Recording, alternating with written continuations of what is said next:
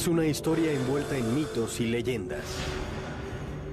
Cómo una tribu de nómadas errantes diseñó el imperio más grandioso de América en solo 2 siglos.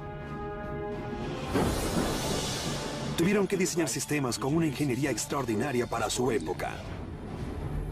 Su civilización tuvo una sofisticación equiparable a la de Roma. Los aztecas tuvieron la mejor tecnología que se podía producir en las condiciones dadas en sus días. Sus acueductos, palacios, pirámides y templos se erguían como tributo a sus dioses y como testamento al poder de la raza humana. El máximo logro de los aztecas fue su rutilante capital, que los pasmados exploradores europeos llamaron la Venecia del Nuevo Mundo. La ciudad se esparcía resplandeciente entre sus canales y su lago, adornada por hermosos árboles y mansiones. Pero su sed de poder y sangre los llevó camino a la destrucción. Y cuando esta finalmente llegó, su aniquilación fue más rápida y total que cualquiera que haya conocido el mundo.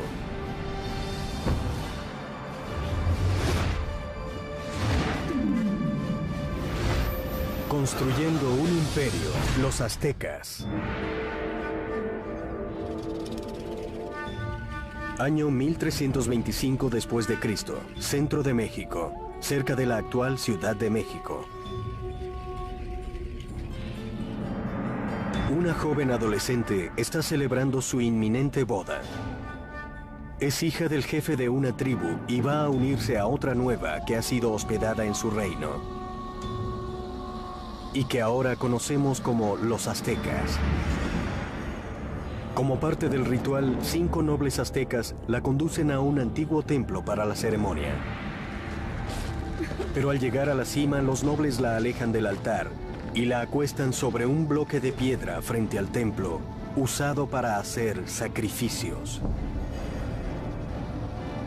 Cada hombre le sujeta un miembro y un quinto eleva muy alto un cuchillo de obsidiana y con un movimiento rápido le atraviesa el pecho extrayéndole el corazón aún palpitante.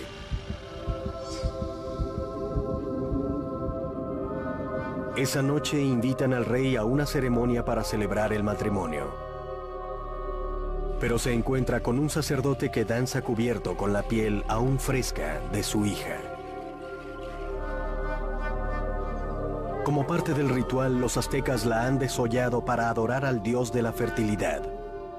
Al ver esto quedó totalmente horrorizado. Había visto a su querida hija. Y entonces él y sus fuerzas corrieron inmediatamente a los aztecas hasta el lago y hasta esta isla donde se refugiaron. La pantanosa isla era un lugar inhóspito, pero fue aquí desde donde los aztecas vencerían las adversidades en su contra para forjar el imperio más poderoso de América.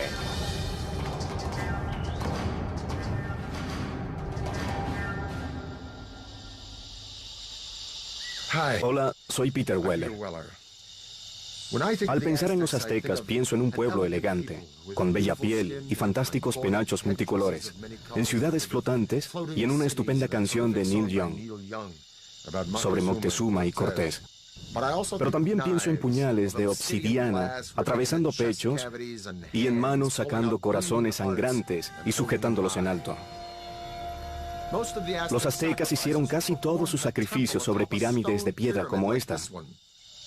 Pensaban que sin estas ofrendas, el sol literalmente dejaría de salir y que el universo moriría. La historia azteca es una fusión de hechos y mitos, pero sabemos que este asesinato, por horrendo que haya sido, no solo marcaría el inicio del imperio azteca, sino también el lugar de donde emergería.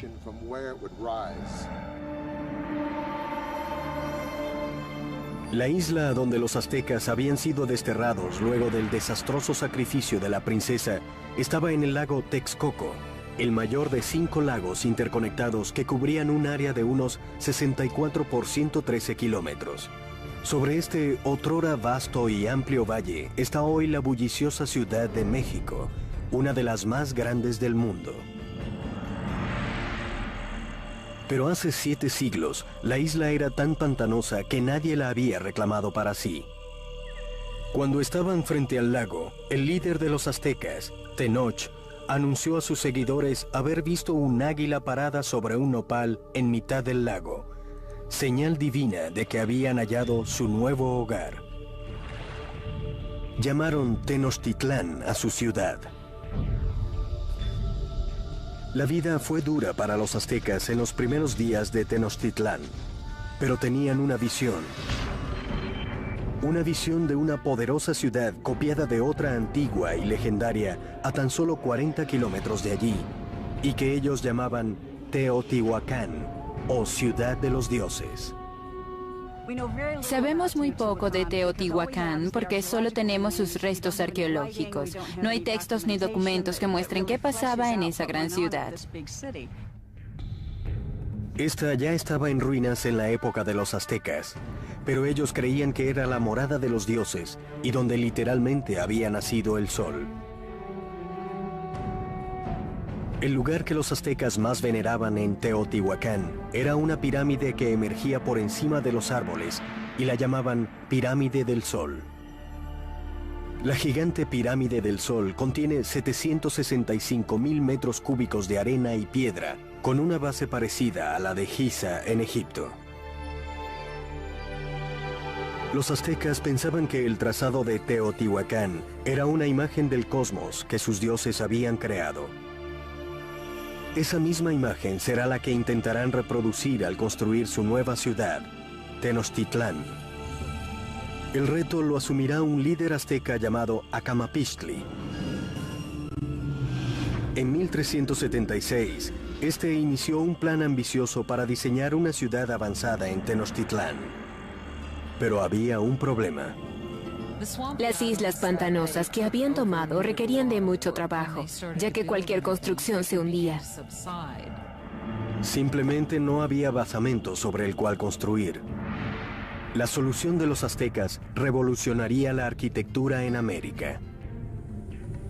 Comenzaban anclando sus construcciones en el suelo profundo mediante un sistema de pilotes de madera. Los trabajadores cortaban estacas de 9 metros de largo y 10 centímetros de ancho, que eran enterradas en el lecho suave para hacer un basamento. Entre los pilotes vaciaban piedra volcánica para una mayor resistencia, lo que permitía que los albañiles pudieran hacer muros sin temor sobre la base. Se han hallado pilotes de madera que servían para sujetar los cimientos de las pirámides. El hecho de que no se hundieran o de que no se inclinaran es, en mi opinión, una gran hazaña de ingeniería. Tenochtitlán era una ciudad-isla, pero los lagos alrededor solo tenían 2 metros de profundidad en casi todas partes. Parecía una gran área metropolitana flotante. Al principio solo se podía llegar a la ciudad en botes, pero los aztecas luego diseñaron varias calzadas, algunas de 14 metros de ancho, que conectaban su ciudad con las provincias de tierra firme. Las calzadas se sostenían de fuertes pilotes como los de los templos y otras obras. Había que enterrar miles de pilotes en el lecho del lago. Era un reto logístico solo realizable con un equipo fuerte y experto de obreros y los mejores ingenieros de Mesoamérica. Para hacer las calzadas, se enterraban 2 filas de pilotes y se rellenaba el espacio entre estos con piedra y arena hasta subir varios metros sobre el nivel del agua, lo cual permitía que la vía soportara enormes pesos. Estas calzadas se hacían muy rectas, eran muy anchas y tenían puentes levadizos. Así se podía comunicar la ciudad con el norte, el oeste y el sur. Los caminos permitieron a los aztecas transportar materiales de construcción de mayor tamaño y peso, pero esto representó un nuevo reto. No había bestias de carga en Mesoamérica, por lo tanto, todo tenía que hacerse con humanos, sin carros ni ruedas. Llevaban pequeñas cargas en la espalda, sujetándolas en la frente con una cuerda. Los objetos grandes como bloques de piedra o esculturas para templos eran arrastrados por muchos hombres con sogas y posiblemente rodadas con troncos. Según una leyenda, para llevar una piedra a un templo se requirió de 50,000 hombres para arrastrarla desde las montañas a través de la calzada hasta la ciudad. Las calzadas también le sirvieron a los aztecas como un nuevo método de llevar agua dulce a Tenochtitlán. En el pasado, los aztecas habían transportado el agua en canoas desde la orilla opuesta hasta la ciudad. Pero una gran explosión demográfica requirió de una solución de mayor tecnología para suplir la demanda. Querían usar el agua de los arroyos que había en tierra firme, por eso querían hacer un acueducto. Pero los arroyos eran controlados por una tribu dominante en la región, los despiadados tepanecas. Los tepanecas eran quienes controlaban o dominaban todo el valle. Tenían un poderoso imperio. Por lo tanto, eran los amos del valle. Así que los aztecas estaban subordinados a ellos. Al aumentar la población de los aztecas, comenzaron las tensiones con los tepanecas. Los aztecas entonces les enviaron un ultimátum que podría cambiar el equilibrio de poder en la región. El pueblo de Tenochtitlán no solo exigió que los tepanecas le dieran el agua, sino también que ayudaran a construir el acueducto. Los tepanecas respondieron rápida y brutalmente. Su rey, Maxtla, envió unos asesinos que mataron al rey azteca a sangre fría. Era la última gota que derramaría el vaso. Luego de estar subyugados por décadas, los aztecas actuaron y combatieron a sus implacables señores. Luego iniciaron varios ambiciosos proyectos de construcción alrededor de su ciudad-isla, lo que les daría la reputación de ser los más grandiosos ingenieros de América.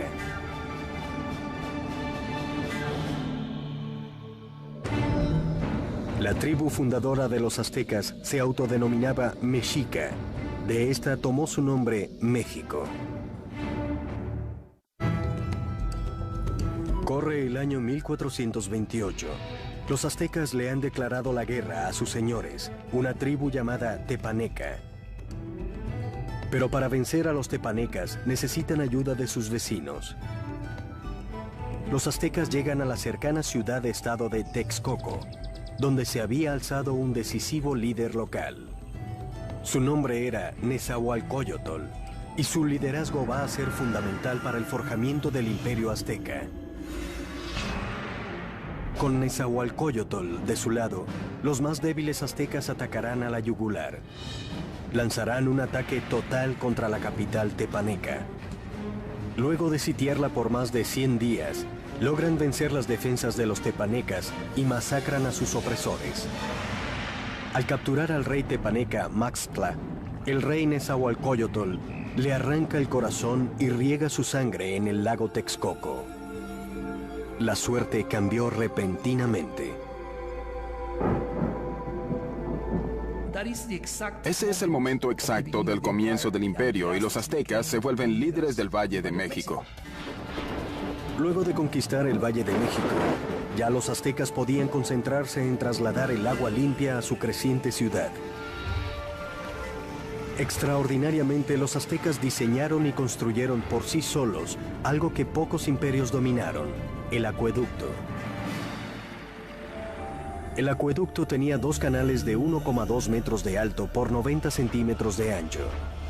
Mientras uno era limpiado y mantenido, se usaba el otro, y así nunca se interrumpía el suministro. El acueducto de canales paralelos recorría 5 kilómetros desde tierra firme hasta el centro de la ciudad-isla. Ya en la ciudad, el agua se vertía en fuentes públicas y tanques y se distribuía en enormes jarrones de arcilla o se llevaba en canoas. Comparados con los europeos, los aztecas eran gente muy limpia. Sabemos que el emperador azteca se bañaba 2 veces al día. Así que, en cuanto a higiene se refiere, el pueblo azteca era mucho más avanzado que el europeo. Mientras los nobles aztecas se daban lujosos baños, en la Europa de la época, la peste causada por malas condiciones sanitarias mataba a millones. El baño del rey Nezahualcóyotl era uno de los más exclusivos de América. Lo irrigaba un sistema sofisticado que también surtía de agua limpia al área externa de su palacio. Detrás está el cerro de Texcoco, Allí, Nezahualcóyotl construyó un fantástico palacio y alrededor hizo virtualmente un jardín botánico con las flores exóticas de Mesoamérica. Hacía traer agua desde la Sierra Nevada por todo este lugar hasta su palacio, solo para regar sus plantas. Para hacer un acueducto allí, Nezahualcóyotl tuvo que inundar un enorme cañón entre el cerro de Texcocinco y el cerro contiguo. Cuando el agua llegaba al primer cerro, era recolectada en estanques pequeños para controlar la velocidad del flujo antes de que éste llegara al acueducto. Luego de cruzar el acueducto, el agua recorría un circuito alrededor del cerro de Texcocinco y caía por cascadas talladas en la roca para regar los jardines. Al final caía en una piscina casi perfectamente circular llamada el Baño del Rey. Y desde aquí podía ver sus dominios en Texcoco y mirar los jardines botánicos que regaba con sus fantásticos acueductos. Es sin duda un baño digno de un rey. A mediados del siglo XV, cuando el imperio emergía, llegó el momento de que los aztecas escogieran un señor soberano. Se le llamó Moctezuma y sería el primero de 2 emperadores con este ahora famoso nombre. La primera orden de Moctezuma en el poder fue extender las fronteras del imperio. Los aztecas tomaron ciudades-estado al sur hacia el valle de Oaxaca, al oeste hacia el Pacífico y al este en el Golfo de México. En 1449, el imperio tenía una población cercana a los 15 millones de habitantes. En tan solo 100 años, los aztecas habían logrado lo imposible: cambiar el orden político y social en Mesoamérica. Pero mientras los aztecas tenían el dominio militar, su ciudad-isla era vulnerable a un enemigo distinto. Al igual que Nueva Orleans, Tenochtitlán luchaba constantemente contra el agua, y uno de los primeros proyectos de Moctezuma fue el de protegerla de las inundaciones. Esto es lo que queda del lago Xochimilco, en el sur de la Ciudad de México, que la época azteca era Tenochtitlán. Al igual que los otros lagos, este se alimentaba de arroyos, y por eso no había ríos ni riachuelos que drenaran el agua. Entonces, si llovía muy fuerte, el agua podía cubrir las tierras y llegar hasta la ciudad. Y eso fue lo que pasó a mediados del siglo XV, cuando una inundación catastrófica arrasó Tenochtitlán. La ciudad y el imperio quedaron casi destruidos, y su civilización tuvo que contar de nuevo con el genio de sus ingenieros y con el de uno en especial. Moctezuma recurrió a su viejo aliado Nezahualcóyotl para proteger a la ciudad que reconstruía del lago. Nezahualcóyotl diseñaría una solución que lo convertiría en el ingeniero más grandioso del continente.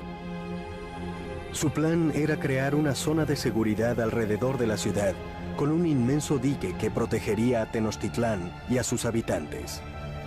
Así se construiría el muro de contención más grande de América para la época. Recorría 16 kilómetros al este la ciudad, desde el extremo sur del lago hasta el norte. Las paredes eran de un machiembrado de estacas, ramas, piedra y tierra. Como el lago no era profundo, el dique solo tenía unos 4 metros de altura, pero tenía 8 metros de ancho. Nezahualcóyotl puso compuertas al dique, muy probablemente de madera, que podían elevarse y bajarse para controlar el nivel del agua detrás del dique. El dique también servía para otro propósito: proteger el suministro de agua.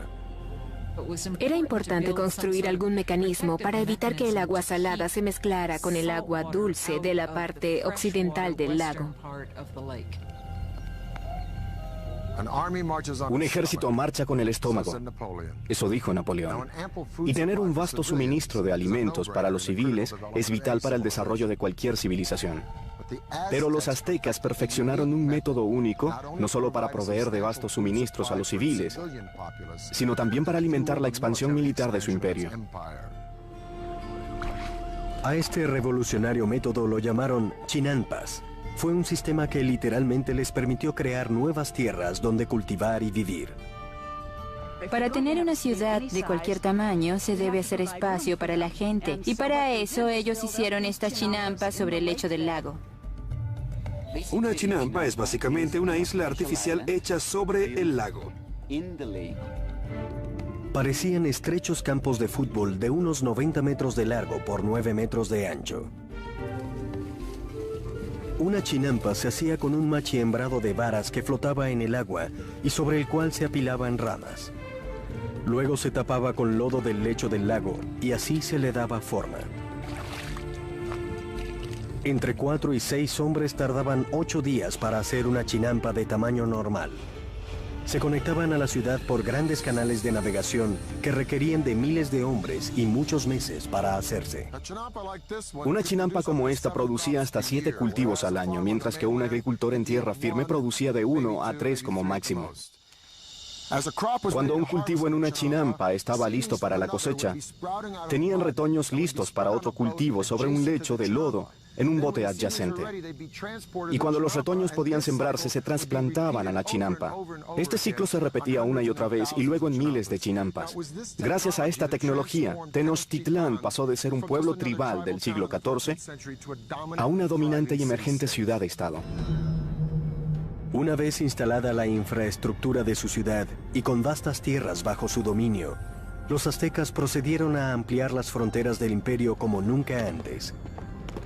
Crearon una amplia red de distantes caminos, las grandes vías aztecas. Pero al crecer el imperio también aumentó la práctica de los sacrificios humanos. Pronto correrían ríos de sangre por las calles de Tenochtitlán.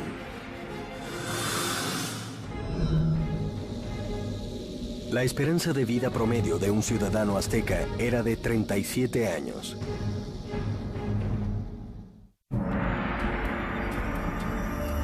Hoy en día, Tenochtitlán, la capital del Imperio Azteca, ya no existe.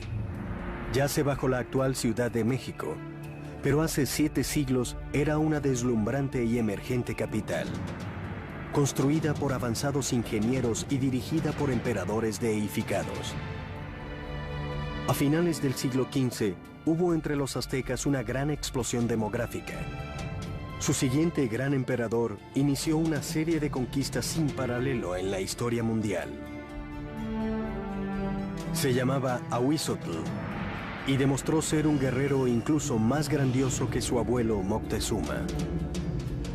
En 1502, Ahuizotl había conquistado territorios en la costa del Pacífico mexicano y ampliado las fronteras al sur del imperio hasta Guatemala.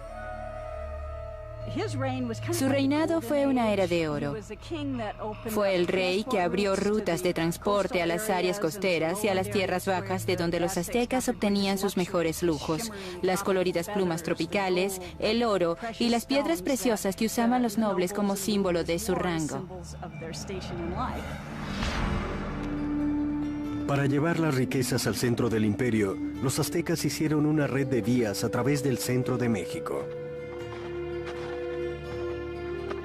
Colocaban corredores de relevo cada tantos kilómetros para crear una especie de correo expreso de la antigüedad. Los mensajes o bienes se llevaban a lo largo de 320 kilómetros desde la costa del Golfo a Tenochtitlán en 24 horas, más rápido que el servicio de correos actual. Con el imperio en su mejor momento, los aztecas bajo el mando de Ahuizotl se embarcaron en su máximo proyecto de construcción, una gigantesca pirámide en todo el centro de Tenochtitlán, el símbolo de su poder absoluto. Se llamó el Templo Mayor. La base de la pirámide tenía 73 metros de profundidad y 92 metros de ancho, y tenía una altura de 15 pisos. Sus 2 escalinatas ascendían a 61 metros y tenían al menos 117 escalones. Llegaban a 2 templos donde veneraban al dios de la lluvia y al de la guerra. El templo se remodeló 7 veces en el mismo punto desde que se construyó en 1325 al fundarse la ciudad. Cuando el imperio creció, también creció la pirámide. Cada fase simplemente se hacía sobre la fase anterior. El templo mayor fue hecho principalmente con una piedra llamada tezontle, que es una roca volcánica muy ligera, y eso prevenía que se hundiera el templo. En los pisos y las paredes, los aztecas aplicaron una cubierta caliza, que es un tipo de concreto. Algunas muestras halladas son tan duras como el concreto moderno, aún luego de 500 años. Los obreros aztecas trabajaron decenios para completar su monumento a los dioses. El templo permaneció enterrado hasta 1978, cuando los trabajadores de una empresa de energía eléctrica abrían una zanja y tropezaron con un gran monolito esculpido. A su lado estaban las ruinas del templo. El disco de 3,5 metros de diámetro pesa 8 toneladas y muestra el cuerpo desmembrado de la diosa Coyolxauhqui. Coyolxauhqui era la diosa de la luna, pero su hermano la mató por haber quedado embarazada de manera muy deshonrosa. Los aztecas no eran puritanos. De hecho, los nobles tenían muchas esposas y concubinas, pero entre el pueblo, el adulterio, sobre todo el femenino, era tabú y se castigaba severamente, a veces con la muerte. En la leyenda de la diosa de la luna, su hermano la decapita y arroja su cuerpo por una colina. Los aztecas reproducían este asesinato literalmente y con gran frecuencia en festividades de su calendario. Decapitaban a sus víctimas sobre pirámides como esta y arrojaban los restos por las escalinatas hasta el gran monolito ubicado en el fondo. Para los romanos, el tesoro más preciado era el oro. Para los egipcios, era la vida después de la muerte. Para los aztecas, era la sangre humana. Se sentían en reciprocidad con los dioses y por eso necesitaban realizar un acto de agradecimiento hacia ellos, dándoles lo más precioso que tenían, la sangre humana. Los aztecas la llamaban agua preciosa y creían que si los dioses no la recibían en grandes cantidades, el mundo terminaría en un apocalipsis. Una práctica común era la de adornar las paredes internas de los templos con sangre humana fresca. Y el olor debe haber sido sobrecogedor. Para dedicar la expansión de su gran templo, el emperador Ahuizotl realizó un sacrificio masivo. Las cabezas de las víctimas eran expuestas a todos en armazones alrededor del templo. Algunas crónicas dicen que fueron sacrificadas 20.000 personas. Desde un punto de vista práctico y científico, eso suena imposible. Así que pienso que la crónica escrita por fuentes españolas nos está diciendo básicamente que para sus ojos se trataba de mucha gente. Durante el reinado de Ahuizotl, el derramamiento de sangre llegó a niveles descomunales. La vida en Tenochtitlán se volvió una orgía de muerte. Tanto a los aliados como a los enemigos se les llevaba a presenciar los sacrificios. Siempre eran sacrificios rituales, siempre eventos rituales, pero también eran una afirmación política y una forma de intimidación. Al morir Ahuizotl, los aztecas habían institucionalizado los sacrificios humanos y habían convertido en un arte las matanzas en el campo de batalla. Eran los guerreros más feroces de América. Un grupo elitesco al que se le dedicó un nuevo y espectacular templo en la ladera de una montaña. Pero ni siquiera ellos estaban preparados para la guerra de dos mundos que estaba a punto de desatarse. Los aztecas usaban obsidiana para hacer sus cuchillos, una roca volcánica tan afilada que se usa hoy en día para la cirugía ocular. En 1502 muere el emperador azteca Ahuizotl. Moctezuma II, un ex sacerdote de 34 años, asciende al poder. Del otro lado del mundo, en España, un notario de 18 años, Hernán Cortés, se presta a cruzar el Atlántico para unirse a la conquista del Nuevo Mundo. Es la cúspide del Imperio Azteca. Ahora este cubre al menos 128.700 kilómetros cuadrados. Partiendo desde Tenochtitlán, llega a ambos océanos y hacia el sur hasta Guatemala. Los aztecas tienen unos 25 millones de súbditos. 38 provincias con incontables ciudades-estado les pagan un fuerte tributo, con lo cual el emperador y los nobles se vuelven muy ricos. La ciudad se esparcía resplandeciente entre sus canales y su lago, adornada por hermosos árboles y mansiones. Y Moctezuma II lo presidía todo. Era famoso por su destreza como gobernante y como militar. Era un líder duro, masacraba a los pueblos que no se le sometían. Pero en la privacidad estaba atormentado. Parece ser que Moctezuma era un individuo pasivo y quizá un individuo depresivo.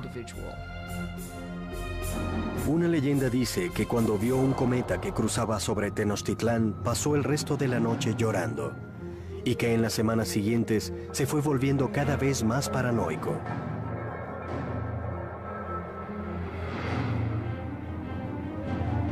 Pero cuando su obsesión por lo sobrenatural estaba al máximo, llegaba una amenaza muy real del otro lado del mar. Unos espías que tenía a lo largo de la costa del Golfo reportaron objetos extraños en el horizonte que no sabían cómo describir. Nunca habían visto barcos y no tenían palabras para describirlos. Así que los indígenas dijeron que los barcos eran como montañas que se movían en el agua. En 1519, viajando desde Cuba, Cortés tocó tierra con 11 de estas montañas flotantes y 500 hombres en el Golfo de México, a 320 kilómetros al sudeste de Tenochtitlán. Las tribus se asombraron de estos hombres con armaduras de metal y animales que nunca habían visto. Al avanzar tierra adentro, Cortés masacraba a las tribus que se resistían, pero muchas otras estuvieron muy dispuestas a darles provisiones y hombres. Una de las formas en las que un cacique local de la costa del Golfo les ayudó fue dándole a Cortés y a sus seguidores un grupo de mujeres, las cuales no solo estaban destinadas a hacerles tareas domésticas, sino que claramente también tenían el fin de servirles de cortesanas y de ofrecerles servicios sexuales. Pero entre todas las concubinas, fue una en particular la que atrajo la atención de Cortés. Era la hija de un cacique que había sido vendido como esclavo, y la llamaban la Malinche. Desarrollaron una relación íntima y al pasar el tiempo, ella le dio un hijo, que puede haber sido una de las primeras personas de sangre mestiza en el Nuevo Mundo. Pero ella era mucho más que una amante.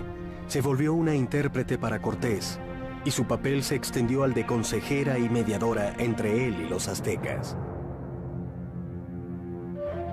Ella no solo fue su traductora, también podía contarle cosas que alguien hubiese dicho sin la intención de que él las oyera o las entendiera. La red de corredores de relevo le permitía a Moctezuma conocer los movimientos de los españoles. Estaba claro que se dirigían a su ciudad. Mientras avanzaba hacia Tenochtitlán en el verano de 1519, Cortés reunió un ejército de miles de hombres. El ejército de Moctezuma tenía cientos de miles de hombres. Se vestían de animales en el campo de batalla para intimidar a sus oponentes. En parte era un espectáculo. Había atuendos increíbles que los diversos guerreros usaban. Los guerreros más importantes eran los caballeros vestidos de jaguares y águilas. Los caballeros aztecas se iniciaban en sus órdenes en ritos secretos en templos como este. Este es el templo cueva de Malinalco, uno de 6 en la ladera de este monte al sur de la Ciudad de México. Lo terminó Moctezuma II cerca del año 1502, poco después de su coronación. En Europa, Miguel Ángel esculpía su David para la República de Florencia, mientras los aztecas escarbaban este templo de la roca de esta ladera.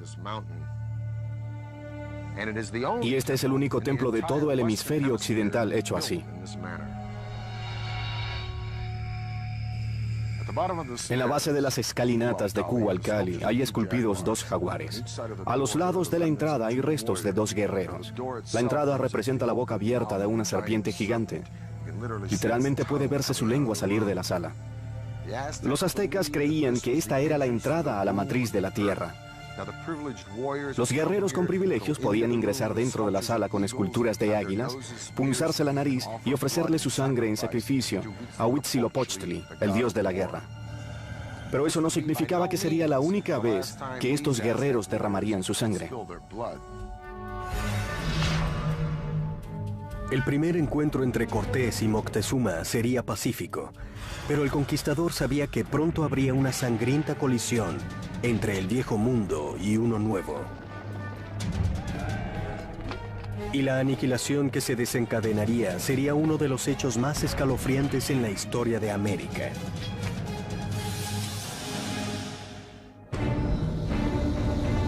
Los granos de cacao eran un bien tan valioso para los aztecas que solían usarlos incluso como moneda. Es el otoño de 1519. El conquistador español Hernán Cortés ha logrado finalmente llegar a la rutilante capital azteca de la que tanto ha oído hablar, Tenochtitlán. La primera vez que los españoles vieron Tenochtitlán, pensaban que era una especie de visión encantada, que habían entrado como en un sueño. Una numerosa fuerza de guerreros indígenas aliados contra los aztecas acompañaban a Cortés a su paso por la calzada principal de la ciudad.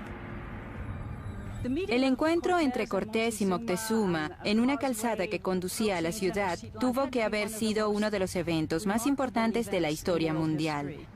Es sin duda alguna el encuentro entre dos mundos distintos.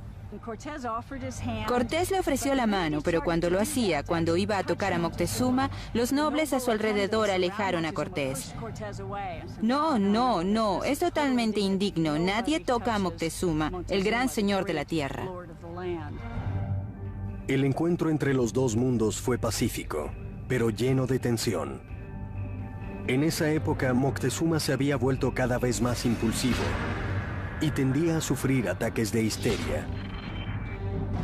Así que el encuentro fue para percibir las fuerzas interiores. Pero los aztecas tenían una diplomacia y un modo de hacer la guerra que era un tanto simplista en comparación al modo tramposo y astuto que tenían los europeos. Moctezuma invitó a los españoles a alojarse en uno de sus palacios, lo cual demostró ser un error catastrófico.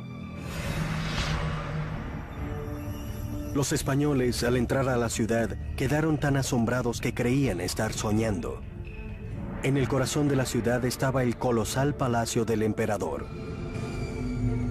El palacio de Moctezuma II era un gigante complejo de 20.200 metros cuadrados cerca del Templo Mayor. Uno de los españoles se percató de que a diario, en el palacio de Moctezuma, se reunían 600 nobles para oír a su emperador. Moctezuma recibió a los españoles en una gran sala después de la entrada principal que estaba diseñada para que el emperador luciera omnipotente.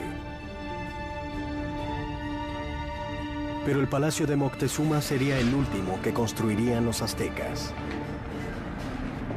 A menos de una semana de su visita, los españoles atacan a la yugular, secuestran a Moctezuma.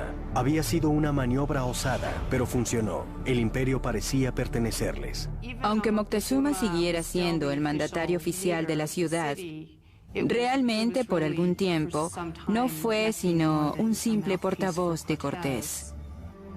En 6 meses, las tensiones internas en Tenochtitlán fueron aumentando, y entonces, en la primavera de 1520, estas llegaron al límite.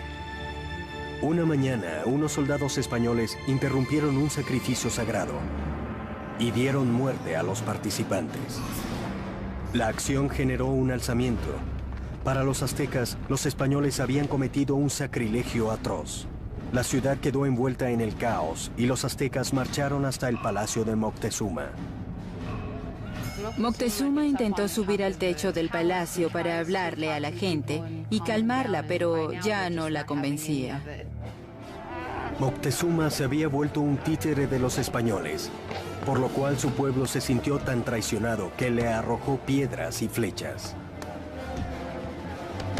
Poco después, el cuerpo inerte de Moctezuma fue arrojado desde un muro del palacio. Quizá nunca se sepa si su muerte fue causada por los españoles o por las heridas que su propio pueblo le infringió. Entonces los españoles decidieron que era buen momento para salir de la ciudad. En la noche del 30 de junio de 1520, los españoles intentaron escapar ocultos en la oscuridad. No podían separarse del botín que hasta el momento habían acumulado, así que cargaron encima todas las cosas que querían llevarse. Fueron presa fácil de los guerreros aztecas cuando estos los interceptaron sobre la calzada. Sus cuerpos fueron apilados rápidamente en el agua. 400 españoles fueron asesinados, al igual que miles de sus aliados indígenas. A esa huida se le ha llamado la Noche Triste. Cortés y unos cuantos más lograron huir con vida. Ahora los españoles destruirían la resplandeciente ciudad de Tenochtitlán para siempre. Comenzarían por bloquear algo vital para la ciudad, el acueducto. Cuando cientos de miles de personas en la ciudad quedaron sin agua, Cortés creó un bloqueo alrededor de Tenochtitlán para cortar todo suministro externo de alimentos. Así que la idea de este bloqueo fue la de intentar que la ciudad se rindiera por el hambre, y los aztecas eran muy resistentes, así que no pudieron ser fácilmente derrotados. Entonces, lo que decidieron fue organizar un ataque por mar y tierra. Por siglos, el lago que rodeaba Tenochtitlán había sido una barrera contra invasiones, pero Cortés hallaría el modo de vencerla. Hizo que miles de sus aliados indígenas transportaran naves desarmadas a través de montañas de cientos de metros de altura para ensamblarlas y arrojarlas al lago. Mayo de 1521. Cortés envía a su numeroso ejército a atacar Tenochtitlán de manera decisiva.